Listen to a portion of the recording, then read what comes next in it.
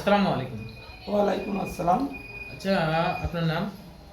আমার নাম মোহাম্মদ সাইদুর রহমান সেকেন্দার, জন্ম সমন্বয়কারী ঝিনাইদহ জেলা। আচ্ছা, আমরা ইন্টারনেটে দেখতে পাচ্ছি আপনার হরিণাকুণ্ডুতে বিশেষ বিশেষ ফটক এবং গুরুত্বপূর্ণ স্থানে আপনার বড় বড় ফেস্টুন এবং ফেস্টুন লাগানো আছে এবং দেখছি প্রচার প্রচারণা চলছে আপনার এনজিপির সাথে সম্পৃক্তর কারণে।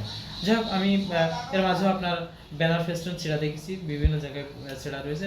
আপনার যে ভূমিকা, আপনি যে এনজিপির সাথে সম্পৃক্ত হলেন, কিভাবে হলেন এবং কিভাবে এই দলকে সামনে এগিয়ে নিতে চাচ্ছেন, সেটা আমাদের হরিণাকুণ্ডু চোখের মাধ্যমে জানানোর জন্য চেষ্টা করব। আমি এই দলকে ভালোবাসি। 24শে জুলাই ছাত্ররা নাহিদ ইসলামের নেতৃত্বে যে স্বাধীনতা এনে দিয়েছে, সবাই যারা যারা দেশটাকে ভালো চায় সেই একটা পথ খুলে দিয়েছে। যার কারণে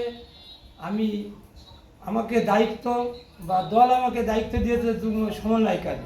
আমি এটাকে ফুটিয়ে তোলার জন্য, আমি নাহিদের সঙ্গে দেখা করার জন্য 2 লক্ষ টাকা ব্যয় করে বাস নিয়ে আমি তার সঙ্গে দেখা করেছি। তিনি আমাকে নির্দেশনা দিয়েছে, শ্রমিক শক্তি অনেক বিল্ডিং যে কাজ করতে যে অনেকে আহত হয় এবং বকেয়া বিলের জন্য, বকেয়া বেতনের জন্য তারা আন্দোলন করে, মারাও যায়। আমাদের সংগ্রাম যে কোনোভাবেই যেন এটা না হয়, আমাদের সংবিধানে তাদের নাম উল্লেখ থাকে। এই জন্যই আমাদের নেতা এনসিপির পক্ষ থেকে সই করে নাই। আমাদের সংগ্রাম কৃষকের, শ্রমিকের ন্যায্য অধিকার। তো আপনার পদ হচ্ছে ঝিনাইদহ জেলার যুগ্ম সমন্বয়কারী শ্রমিক শক্তি এনসিপি ঝিনাইদহ জেলা। তো আপনি এই এনসিপিতে যোগদান করলেন এবং ভালো লাগার পরিপ্রেক্ষিতে আপনি কি এনসিপিতে যোগদান করছেন? এনসিপি যে প্রোগ্রাম আমার জীবনের সাথে, রক্তের সাথে এই আন্দোলনকারী ছাত্ররা আছে। আমার একটা মেয়ে মারা গিয়েছে, সেটাও সেই প্রতিবাদী বিপ্লবী মানুষ, আমিও বিপ্লবী মানুষ।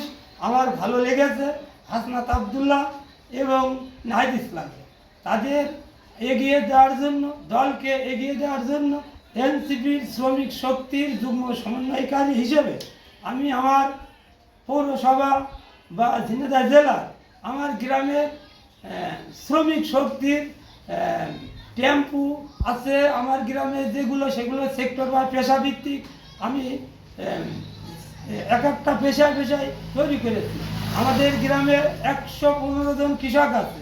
আমি তাদের সাথে ওয়াদা করেছি, একটা কাঁচি, একটা মাথা, একটা গেঞ্জি তাদের হাতে তুলে দেবো। আমার পক্ষ থেকে যারা টেম্পু চালায় আমার ছবি সহকারে তাদেরকে দিয়ে দেবো, যাতে আমার নামটা প্রচার হয়। প্রচারের জন্য যে আপনারা তৈরি করছেন, যে আমি একটু দেখি, এই যে উনি অলরেডি একটা প্রচারের জন্য প্রায় 2 থেকে 300 গেঞ্জি তৈরি করেছেন এবং মানুষের মাঝে এগুলো বিতরণ করছেন।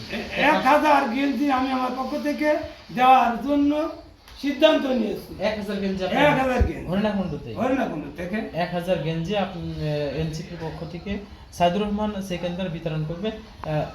এগুলো কাদেরকে দেবেন? এগুলো দেওয়া হবে যারা যারা পেশায় নিয়োজিত, ভ্যান শ্রমিক পেশায় নিয়োজিত, অটো গাড়ি